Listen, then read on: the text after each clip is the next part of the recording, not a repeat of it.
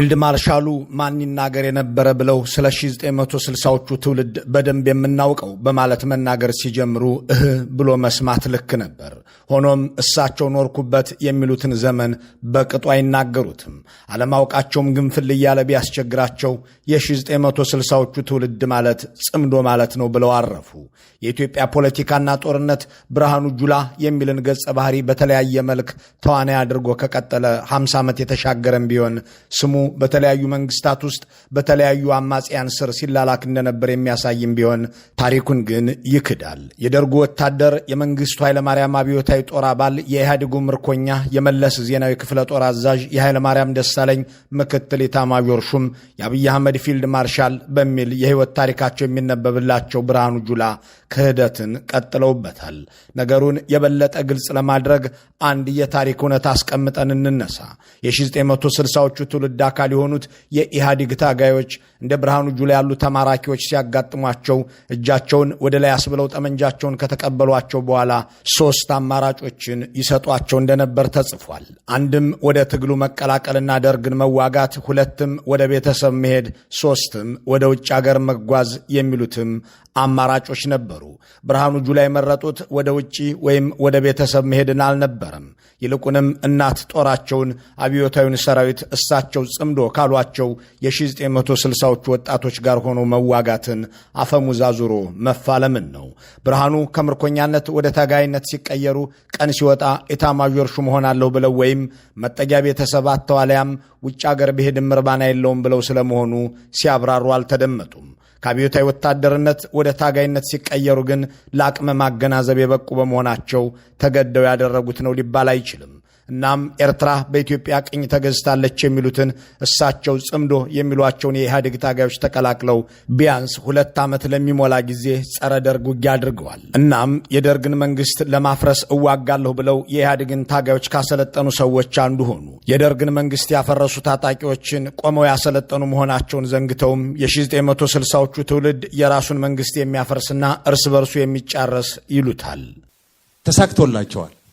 እርስ በርሱ የሚጨፋጨፍ የራሱ መንግስት የሚያፈርስ ኢትዮጵያን ኢኮኖሚካሊ የሚያዳክም ለጠላቶቻችን ምቹ ሁኔታ በር የሚፈጥር መዓት ባንዳ ከውስጥ ስለተገኘ ነው።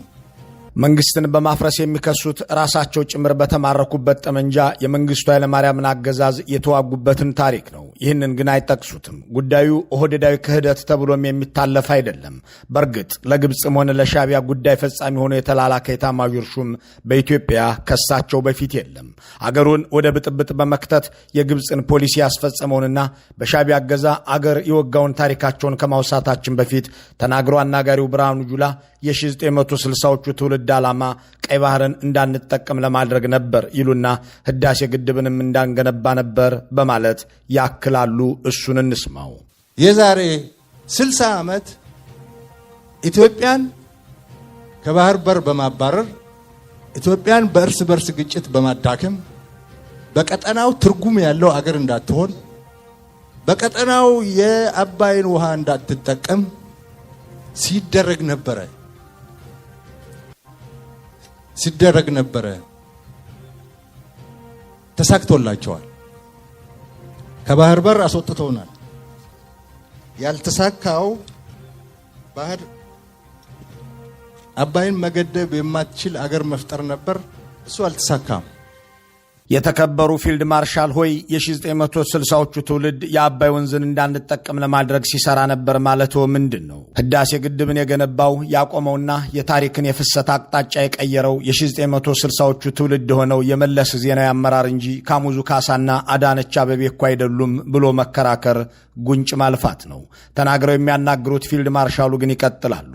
የ1960ዎቹን ትውልድ ካርቱምንና መቋዲሾን ደጅ የሚጠና ሲሉ ይወነጅሉታል።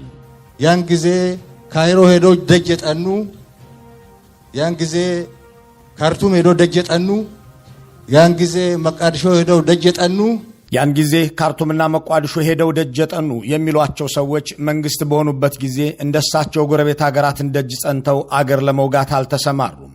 የያኔው መንግስት የያኔዎቹ ኢታማዦር ሹሞች ጎረቤቶቻቸው እንዳይወሯቸው አገራቸውን ሲከላከሉ ኖሩ እንጂ ጎረቤቶቻቸውን እየጠሩ ህዝባቸውን አልወጉም። ነገሩን በቀጥታ እንግለጸው። ኢትዮጵያ ብርሃኑ ጁላ የተባሉ የጦር ኢታማዦር ሹም እስከሚመጡባት ድረስ አንድም ጊዜ ጎረቤቷን ጋብዛ ህዝቧን አልወጋችም። መንግስት ሆኖ እንዲህ ያለ አገራዊ ክህደት የፈጸመም የለባትም። በዚያን ጊዜ ካይሮ ሄዶ ደጅ የጸኑ የሽምቅ ተዋጊዎች ሊኖሩ ይችላሉ። እንደ አብይ አህመድ በፈርዖን ቤተ መንግስት ደጃፍ ላይ ቆሞ እየማለ ለግብፅ ለመስራት ደጅ የጠና የኢትዮጵያ መሪ ግን ወላሂ እያለ የማለ የኢትዮጵያ ጠቅላይ ሚኒስትር ግን ተመዝግቦ አያውቅም። መቋዲሾ ሄዶ ደጅ የጠኑ ያሏቸውም ሰዎች እንዲሁ በትጥቅ ትግል ላይ የነበሩ ወጣቶች እንጂ መንግስታዊ ኃላፊነት የነበራቸው ባለስልጣኖች አልነበሩም። ብርሃኑ ጁላና አብይ አህመድ፣ ደመቀ መኮንንና አበባው ታደሰ ግን የአገሪቱ ትላልቅ ባለስልጣናት ሆነው ከሶማሊያም ሳይቀር ጦር አስገብተው መቋዲሾን ደጅ ጠንተው ኢትዮጵያ ውስጥ የጦር ወንጀል መፈጸማቸውን የተባበሩት መንግስታት ሳይቀር መዝግቦላቸዋል። ይህንን ያደረገ የ1960ዎቹ ትውልድ የለም። የሱዳንን መንግስትና አልፋሽጋን ውሰድ፣ ምዕራብ ጎንደር ድረስ ዘልቀህም ምድረገነትን ተቆጣጠረው፣ በምትኩ ከኢትዮጵያ ጁንታ እንዳይወጣ ተዋጋልኝ ብሎ የአገሩን ግዛት ቆርሶ የሰጠ ካርቱምንም ደጀጠና ሌላ የአገር መሪ ኢትዮጵያ ውስጥ ከኦህዴድ ብልጽግና በፊት ኢትዮጵያ ውስጥ ከአብይ አህመድና ብርሃኑ ጁላ በፊት አልነበረም። አስመራ ድረስ ሄደውም ደጅ የጸኑት የተወገዘውንና በወንጀል የተነከረውን የኤርትራን ጦር አምጥተውና ናሴት ድፈር፣ ወጣትም ግደል፣ ፋብሪካም ንቀል ብለው ያስገቡ ኢትዮጵያ ውስጥ የጦር ወንጀልና የዘር ማጥፋት ፈጽመዋል በሚል በዓለም አቀፍ የሕግ ኢንስቲትዩቶች ስማቸው ሲነሳ የሚውል እሳቸው ናቸው። በእርግጥ ያ ትውልድ እንደሳቸው ያሉ ምርኮኞችን ለኢትዮጵያ ትቶ በመሄድ የሚከሰስ ቢሆንም ያ ትውልድም ሆነ ከእነሱ በፊት የነበረው ትውልድ መንግስት በነበረ ጊዜ እነ ብርሃኑ ጁላ ከሰሯቸው ወንጀሎች አንዱንም አልሰራም ብሎ መከራከር እንዳይቻል እሳቸው ሌሎች ኢትዮጵያውያንን በባንዳነት የሚከሳ አንደበታቸው ፋታ አይሰጥም። ባህር በር የማባረር ግን ተሳክቶላቸዋል። የተሳካበት ምክንያት እነሱ ጎበዞች ስለሆኑ ጀግና ስለሆኑ አይደለም። እነሱ ባንዳ ስላገኙ ነው። ለጠላቶቻችን ምቹ ሁኔታ በር የሚፈጥር መዓት ባንዳ ከውስጥ ስለተገኘ ነው። መዓት ባንዳ ከውስጥ ተገኘ፣ የራሱን አገር የሚያዳክም ባንዳ አገኘ ይላሉ። ይህንን መንግስታዊ ባንዳነት የፈጸሙት ፊልድ ማርሻሉ እየተገለባበጡ ያገለገሉትን የ1960ዎቹን ትውልድ ሲወነጅሉ ዘንድሮስ ማራኪያቸው ማን ነው? ብልጽግና አይደለምን ያስብላል። አለቃቸው አብይ አህመድ ከመገናኛ ሬዲዮ ተሸካሚነት እስከ ሚኒስትርነት ለ27 ዓመታት የኖሩበትን ስርዓት ክደው ተላላኪ ነበርኩ እንዳሉት ሁሉ ብርሃኑ ጁላም መንግስቱንም መለስንም ጻድቃንንም ሳሞራንም አለቃ አድርገው የኖሩበትን ታሪካቸውን ዘንግተው ሕይወት ሁሉ ከ2010 እንዲጀምርላቸው እየጣሩ ነው። ያኔ በምርኮኛነት መንፈስ ውስጥ ሆነው የሳሞራ ዩኑስንና የጻድቃን ገብረትንሳኤን ቃላት ያነበንቡ የነበሩት ብርሃኑ ጁላ ዛሬ ደግሞ የአብይ አህመድን የብልጽግና ወንጌል እርባና ቢስ ቃላት በማንበብ ላይ ናቸው። የምርኮኛነት መንፈስ 70 ዓመትም ሲሞላ የማይለቅ ይመስል ዘንድሮም የልባቸውን የሚናገሩ አይመስሉም። የ1960ዎቹ ትውልድ ዓላማ አባይ ላይ ግድብ እንዳንገነባ ነበር የሚለው ንግግራቸው ለዚህ ጥሩ ማሳያ ነው። ታዲያ ህዳሴንና ጣና በለስን ጨምሮ ያን ሁሉ ትላልቅና መካከለኛ ግድብ በአባይ ወንዝና ተፋሰሱ ላይ የገነባው የሽመልስ አብዲሳና የደንቢቱ አምቢሳ ትውልድ ነው እንዴ ያስብላል። ይሁን እንጂ ብርሃኑ ጁላ ለአጥቂም ለተከላካይም ለላኪም ለተላላኪም ሲሰሩ ስለኖሩና አሁንም እንዲሁ ስለቀጠሉ ስለ የትኛው አካል እያወሩ እንደሆነ አይታወቅምና ዛሬም በምርኮኛ መንፈስ ትናንት የነበሩበትን እያወገዙ ሕይወትስ አሁን ነው እያሉ ነው። ጠላቶቻችን ጽምዶ ብሎ መጥተዋል። ጽምዶ ዛሬ የተፈጠረ እንዳይመስላችሁ። ጽምዶ የ1960ዎቹ ስትራቴጂ ነው። የሱዳን፣ የግብፅ፣ የኤርትራ ቅንጅት በመፍጠር ኢትዮጵያን ከባህር በር የማባረር ዘመን ነበረ የ1960ዎቹ ትውልድ። ይህንን የሚጠቅሱትን ዘመን እሳቸው ከደርግ ወደ ኢህአዴግ ወታደርነት፣ ከምርኮኛነት ወደ ኮሎኔልነት፣ ከተላላኪነት ወደ ኢታማዦር ሹምነት እየተቀያየሩ የኖሩበት መሆኑን መዘንጋት አያስፈልግም። ያ ግሩም ታሪካቸው ከቆቦ እስከ ትሁልና ድኋላ ድረስ ቢፈለግ ተሰድሮ ይገኛል።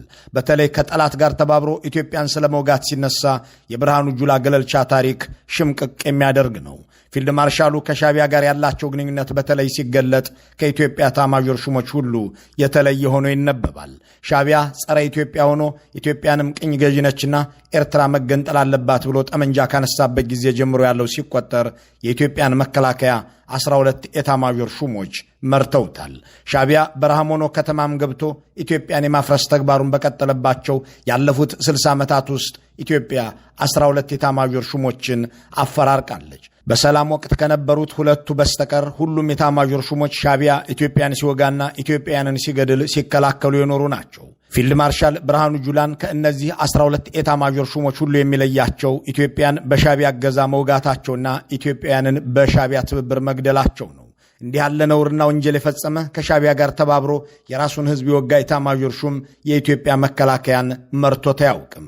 ከሌተናንት ጄኔራል ኢያሱ መንገሻ እስከ ሌተናንት ጄኔራል ኃይሌ ባይከዳኝ፣ ከሌተናንት ጄኔራል አሰፋ አያና እስከ ሌተናንት ጄኔራል ወልደስላሴ በረካ፣ ከሌተናንት ጄኔራል መርዕድ ንጉሴ እስከ ሌተናንት ጄኔራል አዲስ ተድላ፣ ከሌተናንት ጄኔራል ጻድቃን ገብረትንሳኤ እስከ ጄኔራል ሳሙራ ዩኑስ ድረስ የሻዕቢያን ጸረ ኢትዮጵያነት ሲፋለሙ የኖሩ መኮንኖች ናቸው። ፊልድ ማርሻል ብርሃኑ ጁላ ብቻ ሻዕቢያን ጋብዘውና ይዘው 1 ሚሊዮን ሕዝብ ገድለው 100,000 ሴቶችንም ኢትዮጵያንም አስደፍረዋል። ለዚህም አለቃቸው ጠቅላይ ሚኒስትሩ በፓርላማ ሻዕቢያን አመስግነውላቸዋል። ምክትላቸው አበባው ታደሰ ደግሞ የኤርትራን ጄኔራሎች እያወዳደሱ ሞታችሁ ሞቴ ነው፣ መቃብራችሁ መቃብሬ ነው ብለዋቸዋል። ይህ ከዘመናዊ የኢትዮጵያ ሰራዊት ኤታማዦር ሹሞች ሁሉ የሚለያቸው የአገር ክህደትና የወንጀል ድርጊትም ቢሆን ክሱን የሚያቀርቡት ግን በሌሎች ላይ ነው። ኤርትራ ሳይቀር ጋብዘናል፣ አብረን እንስራ ብለናል። ፊልድ ማርሻሉ ልክ ናቸው። ኤርትራንም ጋብዘው አብረን እንስራ ሳይሆን አብረን እንግደል ብለው ከፊሊጶስ ወልደ ዮሐንስም ጋር ሆነው የሚሊዮናትን ሕይወት ቀጥፈዋል። እሳቸው በሻዕቢያ ኮሎኔሎች እየታገዙ ከላይ ወደ ታች ሲሉ ከርመዋል። ፊልድ ማርሻሉ ከሳቸው ሰራዊት ሞት ይልቅ ከሳቸውም ጦር እልቂት በላቀ የኤርትራ ወታደሮች መቁሰልና መጎዳት የሚያንገበግባቸው ሆነው ክህደትን እሴት ጨምረውበትም ታይተዋል። ለዚህ ጥሩ ምሳሌ የሚሆነን በመጋቢት 10 2013 ወርቀድኖ በተሰኘው ቦታ ከትግራይ ኃይሎች ጋር ከተደረገ ውጊያ በኋላ የፈጸሙት ነገር ነው። በዚያ ሞቃታማ በጋ ሻዕቢያ በአብይ አህመድ ጄኔራሎች ውትድርና ተማረረ። አቅመ ቢስም ናቸው ብሎ ወሰነና የራሱንም የብልጽግናንም ጦር አንድ ላይ አድርገው የሚመሩ መኮንኖችን አሰማራ። እንዳም ሆኖ በጥቂት ሰዓታት ውጊያ ሻዕቢያና የሚመራው የሁለቱ አገር ጦር ብትንትኑ ወጣ። ብዙ ወታደሮችና አዛዦች ጭምር ተገደሉ። ውጊያው ሲያልቅም ብርሃኑ ጁላ ሄሊኮፕተር ልከው የቆሰሉ አዛዦችንና የሞቱ ወታደሮች አስከሬን እንዲነሳ ታዘዙ።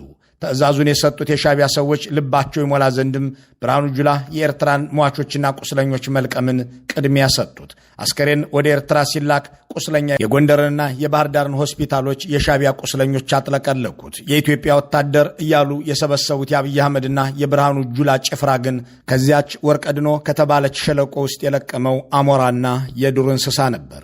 እንዲህ ባለ መልኩ ውርደትንና አገራዊ ክህደትን ከነ ሙሉ ሞገሱ የለበሱና የኖሩ ሰዎች ናቸው እንግዲህ ዛሬ የአሁኑንም የድሮንም ትውልድ በባንዳነት የሚከሱት። ብርሃኑ ጁላና ሻዕቢያ ያላቸውን ግንኙነት ከስሩ ለመመልከት እንደገና ወደ ኋላ ተመልሰን እንደገና ወደ ኤርትራ እንሻገር። በዚያ ማይ ሚዲዮና ሸኢብ የተባሉ ቦታዎች አሉ። በ1970ዎቹ አንድ ብርሃኑ ጁላ የተባለ ተራ ወታደርም በዚያ ሲዋጋ እናገኘዋለን። ከአስመራ ሰሜን ተዋግቻለሁ። ሸኢብ የሚባል ቦታ ላይ ተዋግቻለሁ። ማይሚዶ የሚባል ቦታ ላይ ተዋግቻለሁ። ያኔው ተራ ወታደር ያኔው ደርግ ወታደር በእነዚህ ቦታዎች ላይ የተዋጉት እነ ጄኔራል መርዕድ ንጉሴ ኤታማዦር ሹም በነበሩበት ዘመን ነው። ያኔዎቹ ኤታማዦር ሹሞች አገራቸውንና ወገናቸውን ከሻዕቢያ ጥቃት ለመከላከል ሲዋጉ እንደ ብርሃኑ ጁላ ያሉትን ወታደሮች ያሰማሩ ነበር። እሳቸው ግን ዘመን በእነ ጄኔራል መርዕድ ቦታ ላይ ያስቀምጧቸው ኤታማዦር ሹምም ሲሆኑ እነ መርዕድ ይዋጉት የነበረውን ሻዕቢያን ይዘው በወገናቸውና በአገራቸው ላይ ዘመቱ። ያኔው ተራ ወታደር ብርሃኑ ጁላ ከኤርትራ ተነስተው ወደ ትግራይ ተወሰዱ። በ1982 ዓ.ም ራያ ቆቦ ላይ በተካሄደ ውጊያ በህወሓት ታጋዮች ተማረኩ። ከነጌታቸው ጉዲና ጋር ከነ ድሪባ መኮንን ጋር የተማረኩት ብርሃኑ ጁላ የአየር ወለድ ምሩቅ እንደነበሩ ለማራኪዎቻቸው መናገራቸውን ተከትሎ ወደ አጽቢ ተወሰዱ። በዚያም የህወሓትን ኮማንዶች አሰለጠኑ ይላል ማህደረ ብርሃኑ። ያንን የአጽቢ የኮማንዶ ስልጠና ይመሩ የነበሩት የህወሓት ማዕከላዊ ኮሚቴ አባላት ጭምር በመሆናቸው ከድርጅቱ የበላይ ሰዎች ጋር ለመግባባትና ለመተዋወቅ እድል ፈጠረላቸው። የህይወታቸው መታጠፊያም የሚጀምረው እዚህ ጋር ነው። ደርግ ሲወድቅና በ1987 መከላከያ ሰራዊቱ በሕግ ሲቋቋም የማረካቸውን የህወሓት ታጋዮች ምክትል አድርገው እሳቸው የ22ኛው ክፍለ ጦር አዛዥ ሆነው ተሾሙ። በእርግጥም በ1987 ዓ.ም ከተቋቋሙት ክፍለ ጦሮች መካከል 22ኛው ክፍለ ጦር አንዱ ነበር። የመጀመሪያው አዛዥ እሳቸው ነበሩ። ምርኮኛ አለቃ፣ ማራኪው ደግሞ ምንዝር የሚሆኑበት የኮታ ፖለቲካም ጀመረ።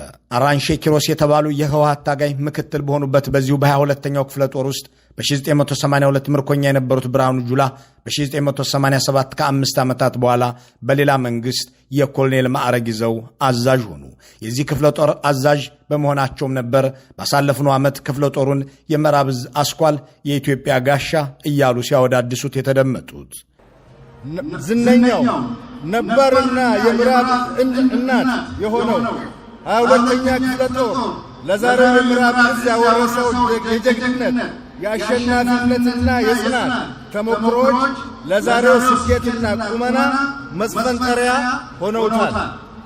ኢትዮጵያ ኤርትራ ጦርነት ታሪክ የሠራ ከሌሎች አጋር የጦር ክፍሎች ተቀናጅቶ ባድመን ሰብሮ በመግባት የኢትዮጵያን ሰንደቅ ዓላማ በባድመ ያውለበለበና በድል የሚመለስ የድል ምልክት የሆነ ነባር የጦር ክፍል ነው። ነገሩን ብርሃኑ ጁላ አንስተውታልና ተናግረው ማናገራቸውንም ቀጥለዋልና የዛሬውን ፊልድ ማርሻል ያኔውን ኮሎኔል ተከትለን ወደ ሰሜን ኢትዮጵያ እንሂድ። ሻዕቢያ የተባለ ስብስብ ኢትዮጵያ ተበታትና እንደ ኤርትራ የደቀቁና የተናቁ ትናንሽ ሀገራት ካልተፈጠሩ በቀር አልኖርም ያለ የአስመራ ኃይል ግንቦት 1990 ኢትዮጵያን ወረረ። የረባ ሰራዊት ያልነበራት ኢትዮጵያም ያሏትን ክፍለ ጦሮች ወደ ተከፈተበት አቅጣጫ እንዲነቃነቁ አደረገች። የኮሎኔል ብርሃኑ ጁላ 22ኛ ክፍለ ጦርም ወደዚያው ይሄድ ተባለ። ግን የያኔው ኤታማዦር ሹም የጀኔራል ጻድቃን ወታደራዊ ኮማንድ አንድ ውሳኔ